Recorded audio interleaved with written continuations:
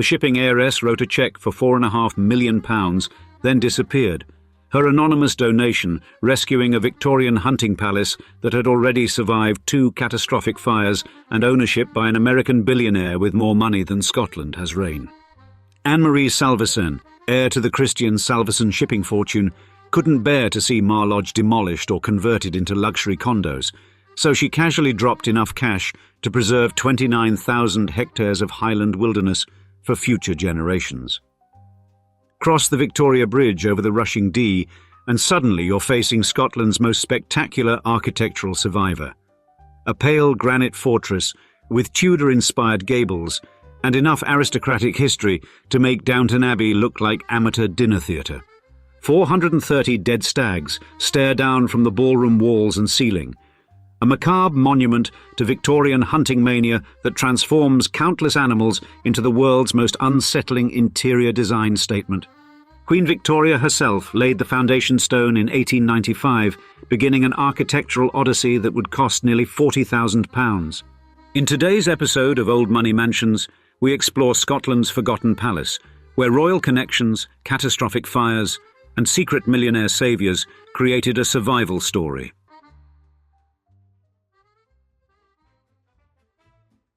Hidden amidst the heather-clad hills of Scotland's Cairngorms, National Park sits a magnificent Victorian hunting lodge that whispers tales of royal indulgence and Highland grandeur, yet remains curiously overlooked by the masses who flock to its more famous neighbour.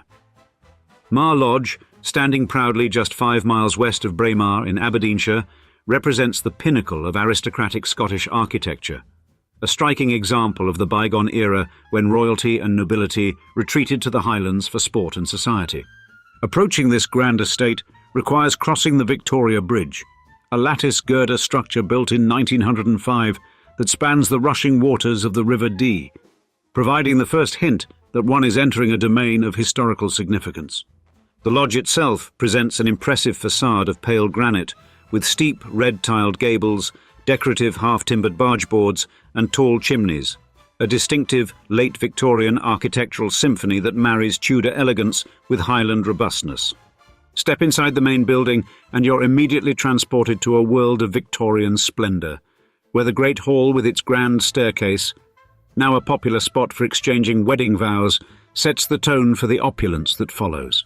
The interconnecting public rooms reveal the true character of this royal retreat, from the bright and spacious drawing room with ornate ceiling cornices and carved mahogany mouldings to the elegant Cragan ballroom and formal dining room, each space meticulously preserved to reflect the lodge's 19th century heyday. But the highlight must surely be the extraordinary Stag Ballroom, a unique timber building displaying an astonishing collection of over 430 stag antlers dating from the Victorian era through 1932, a haunting reminder of an era when mounted heads were displayed not as mere trophies, but as symbols of aristocratic achievement. Adjacent sits St Ninian's Chapel, another Grade B listed building constructed simultaneously with Mar Lodge between 1895 and 1898, serving as the spiritual heart of the estate and final resting place for the Duke and Duchess of Fife. Beyond the buildings, the Mar Lodge estate unfolds in magnificent Highland splendour, spanning over 29,000 hectares of diverse landscapes that include heather moorland, ancient Caledonian pine forest, towering mountains, including 4 of the 5 highest peaks in the United Kingdom, and the winding waters of the River Dee. This vast wilderness, now Britain's largest national nature reserve, hosts a remarkable array of wildlife, from red deer and red squirrels to golden eagles and the rare Scottish crossbill, making it a paradise for naturalists and outdoor enthusiasts alike. Today's visitor can explore scenic spots like the Linn of Dee, a dramatic river gorge once frequented by Queen Victoria herself, while those fortunate enough to stay overnight can enjoy 5 luxurious self-catering apartments that maintain the grandeur of the original building while providing modern comforts. As the sun sets behind the Cairngorm peaks, casting long shadows across the estate's ancient pine woods, one can almost hear the echoes of aristocratic laughter and the clinking of crystal glasses from Mar Lodge's glamorous past. A reminder that while Balmoral may have claimed the spotlight, its forgotten sister, harbours equally captivating secrets within its granite walls and beyond.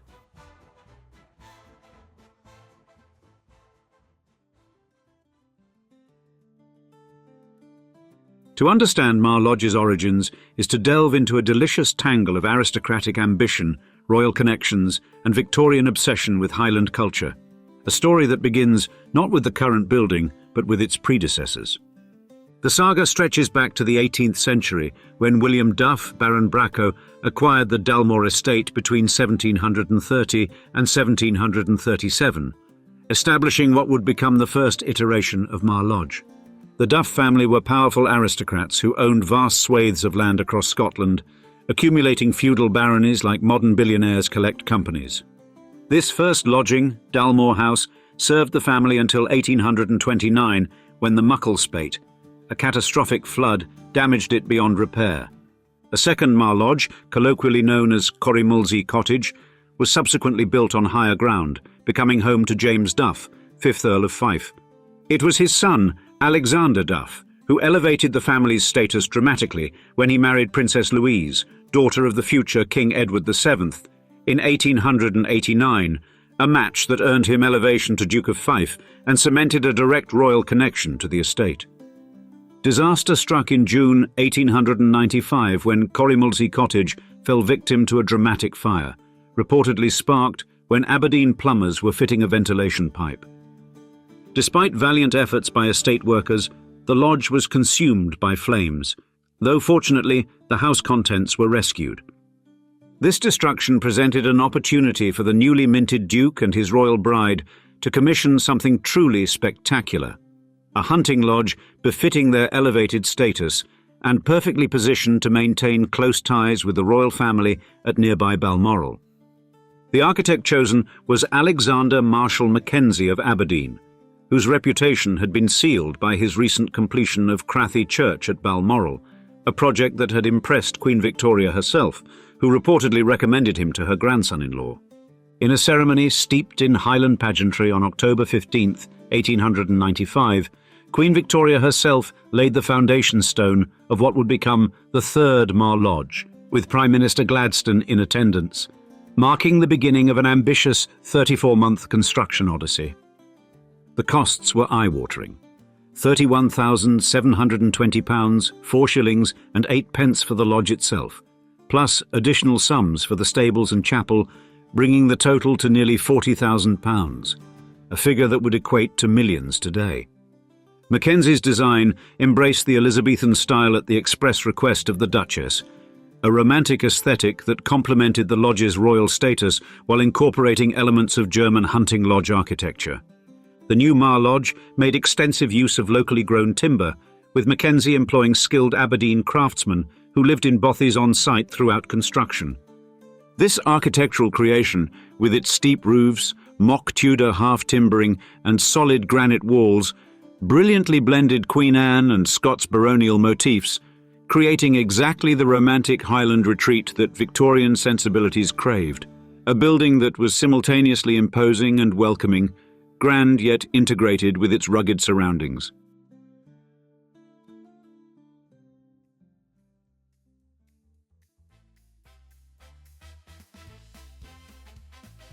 The turn of the 20th century marked the beginning of Mar Lodge's golden era, a time when the magnificent hunting retreat became the epicenter of aristocratic Highland society and a cherished extension of the royal circle.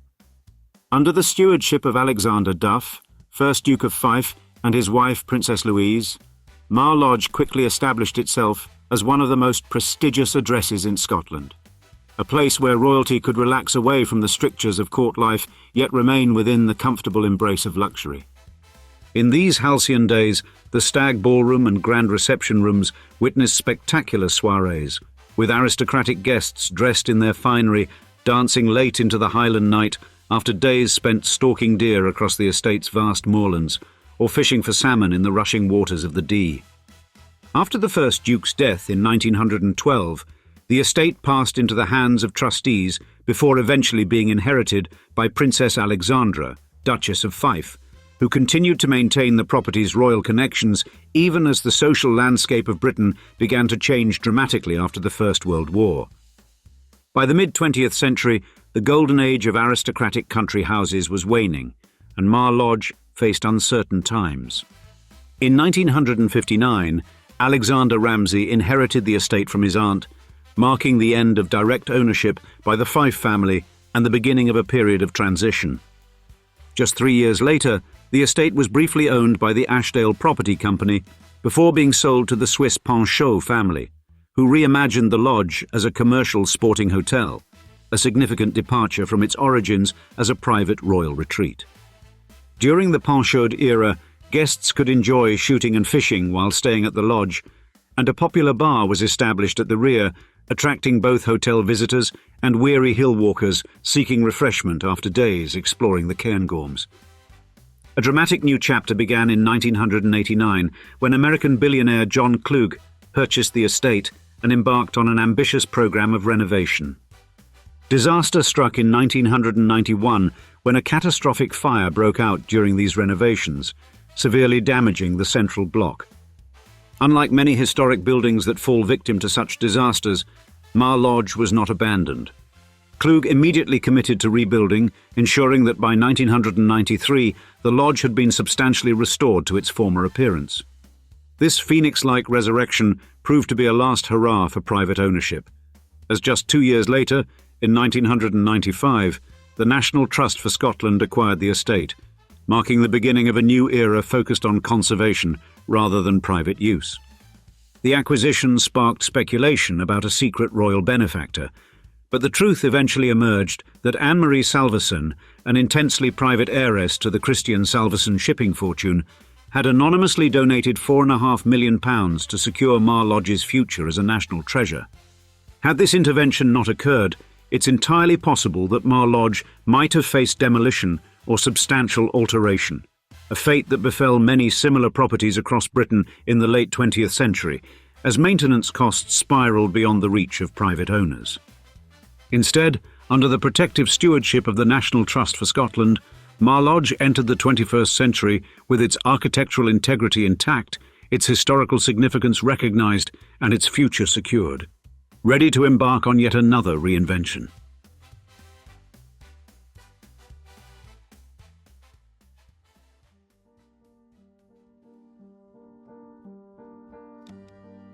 Nearly 130 years after Queen Victoria laid its foundation stone, Mar Lodge stands as a remarkable example of successful architectural preservation and environmental stewardship, a Victorian hunting estate transformed into a multifaceted national treasure.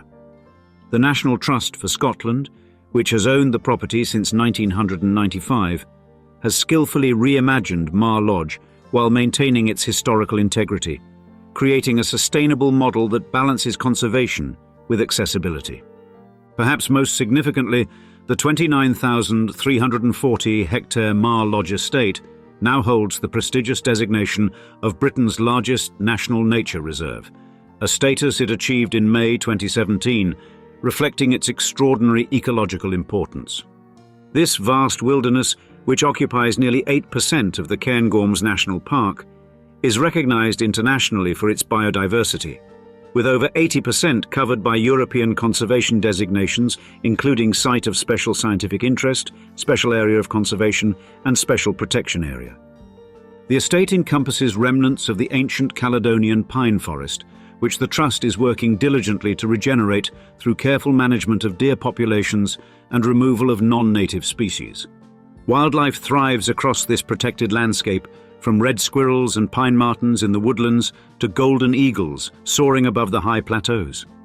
Visitors can now explore this magnificent Highland wilderness via an extensive network of trails, guided by rangers who share their knowledge of the area's ecology and history, creating educational experiences that foster appreciation for Scotland's natural heritage.